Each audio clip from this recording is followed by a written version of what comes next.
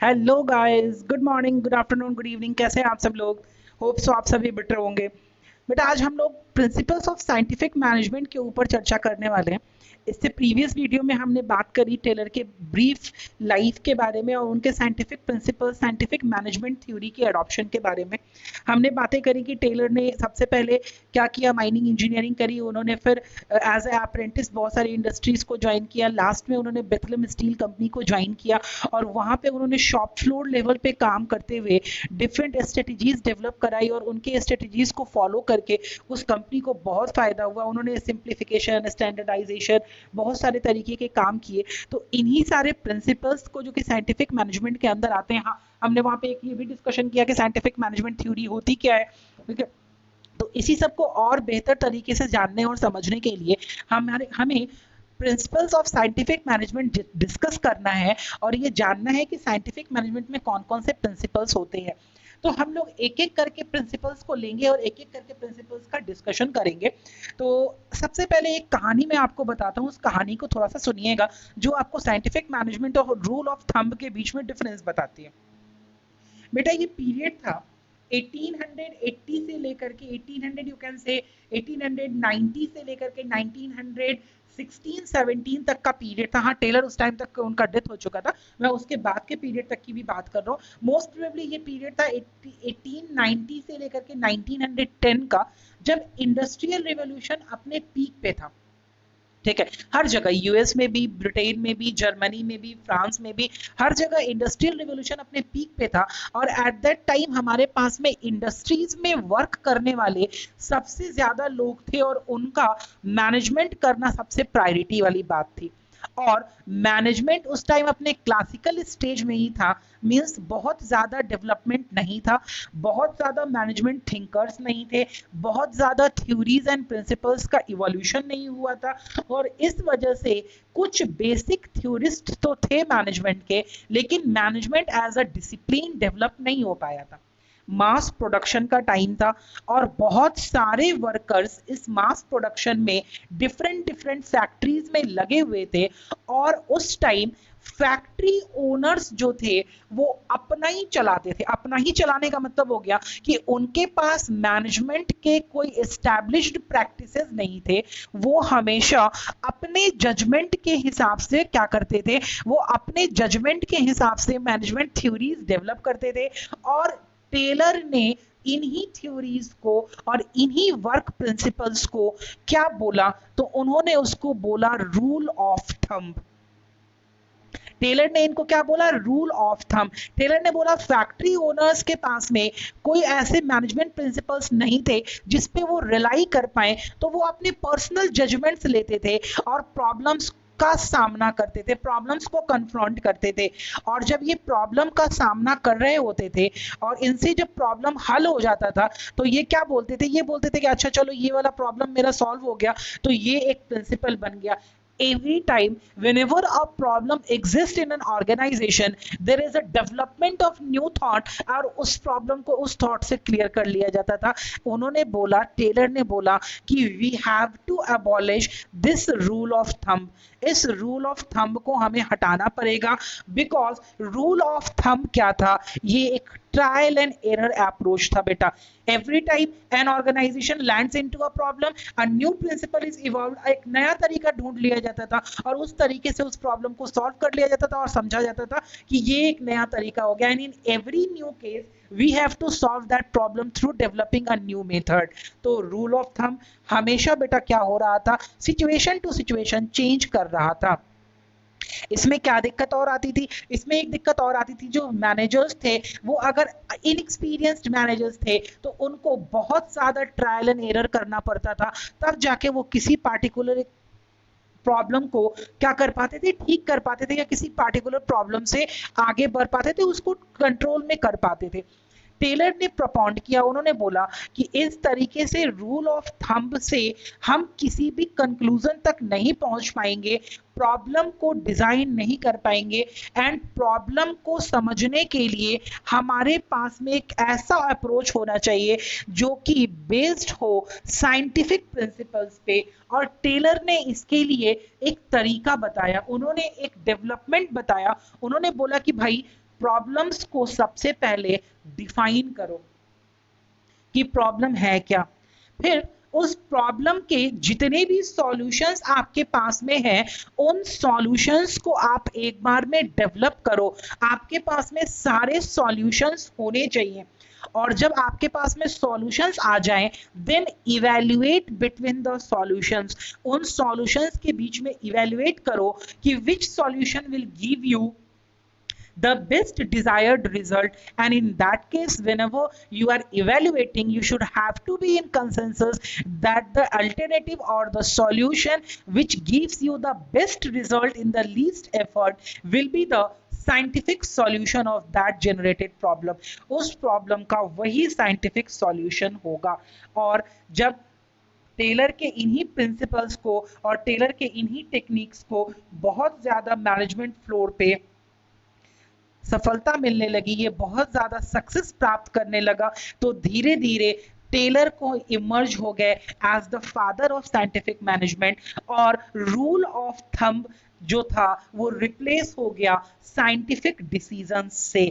तो scientific decisions के लिए जो इंपॉर्टेंट पॉइंट था वो क्या था, टेलर ने सजेस्ट किया ह्यूमन एक्टिविटी को स्मॉल पार्ट्स में डिस्ट्रीब्यूट कर दीजिए, ठीक है, एंड फिर उसके बाद आपको उस स्मॉल पार्ट्स को बहुत ही माइन्यूटली इस तरीके से जज करना पड़ेगा कि उसमें कितना कम से कम समय लगता है, और जब आप ये जज करके निकाल पाएंगे कि किस तरीके से काम किया जाए जिसमें कम से कम समय लगता है और बेस्ट रिजल्ट्स आते हैं, then that will increase the productivity of that work.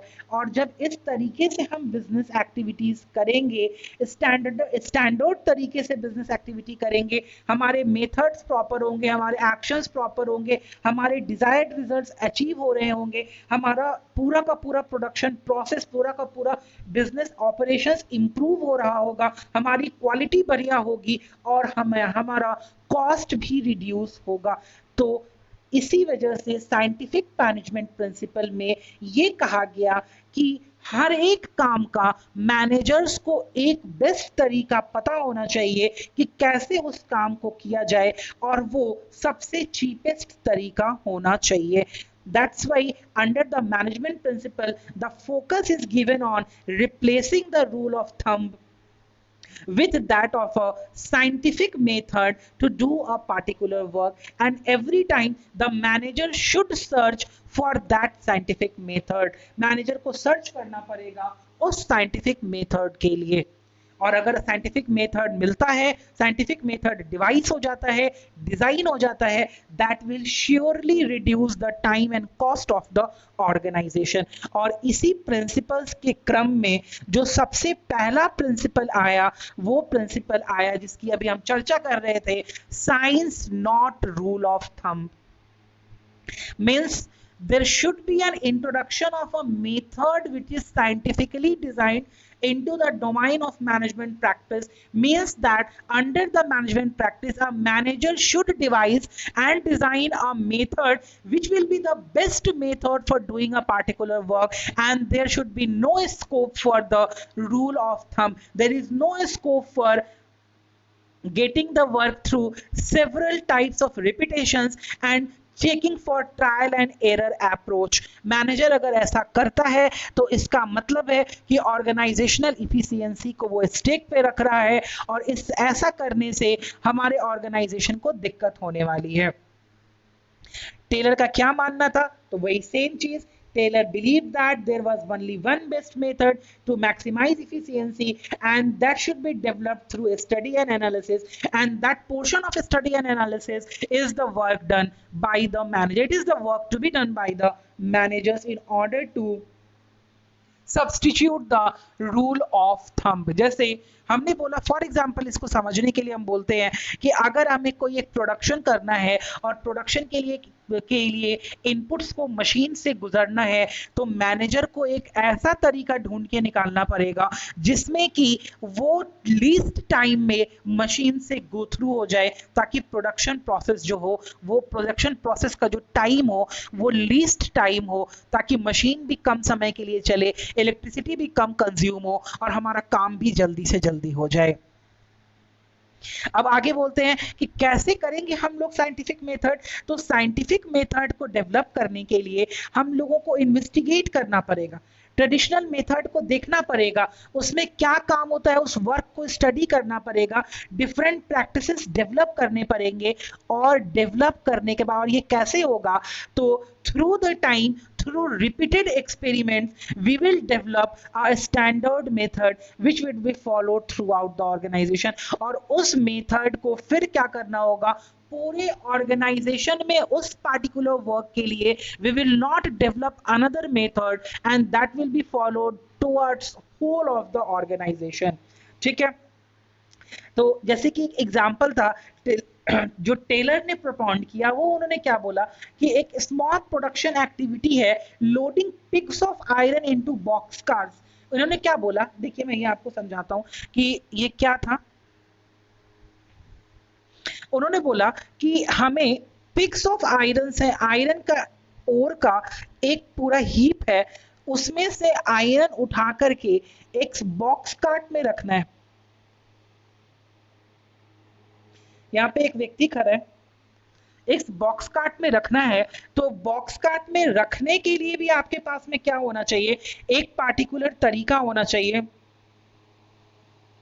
मान लो यहाँ पे ये पर्सन खड़ा है, यहाँ पे इस पिग्स ऑफ आयरन को उठा करके इस बॉक्स कार्ट में रखना है, तो इस बॉक्स कार्ट में रखने के लिए भी जो मूवमेंट का तरीका है वो एक स्टैंडर्डाइज तरीका होना चाहिए, जिसमें कि ह्यूमन एनर्जी भी कम से कम लगे और मटेरियल भी बहुत जल्दी ट्रांसफर हो जाए बॉक्स कार्ट के अंदर।